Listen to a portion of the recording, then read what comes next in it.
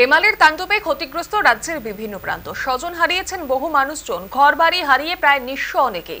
এবার তাদের পাশে দাঁড়িয়ে সাহায্যের আশ্বাস বাংলার মুখ্যমন্ত্রী মমতা বন্দ্যোপাধ্যায়। যাদের পাকা কাঁচা ঘর ভেঙে গেছে, অনেকের ক্ষতিগ্রস্ত পাকা ঘরও ভেঙে গেছে, অনেকের পাটলি ভেঙেছে, অনেকের চাষের জমি নষ্ট হয়েছে, অনেকের দোকান নষ্ট হয়েছে, অনেকের অনেক কিছু ক্ষতি হয়েছে।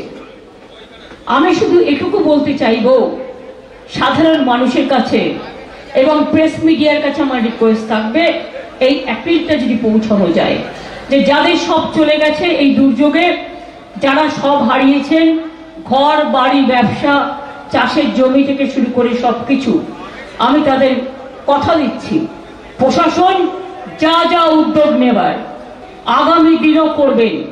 আর আমি একটু স্বাভাবিক হলে আমি নিজে এরিয়াল সার্ভে করব এবং কাঁচা বাড়ি যাদের বাড়ি ঘর ভেঙেছে, যাদের ফসল নষ্ট হয়েছে, যাদের ক্ষতি হয়েছে, তাদের সরকারের তরফ থেকে প্রশাসন যেভাবে রিলিফ দিচ্ছে, আমিও আপনাদের কথা দিচ্ছি আপনারা পুরো সহযোগিতা করব।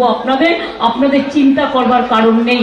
আমি জানি আপনারা দুশ্চিন্তায় আছেন, আমি জানি আপনারা চিন্তায় আছেন, কিন্তু মনে রাখবেন বাংলায় প্রতি বছর আমাদের এটা ফেস করতে হয়, কারণ বাংলা হচ্ছে নদী মাতৃকা দেশ। অন্য রাজ্যে এই ঝড় জল সাইক্লোন ফেস করতে হয় না। যত সাইক্লোন সব আমাদের বে অফ বেঙ্গল আছে বলে বে অফ বেঙ্গলের ওপর দিয়ে ঘূর্ণি আসে, কখনো উড়িষ্যা, কখনো বাংলা, কখনো বাংলাদেশ, এবং এটা আমাদের ফেস করতে হয়।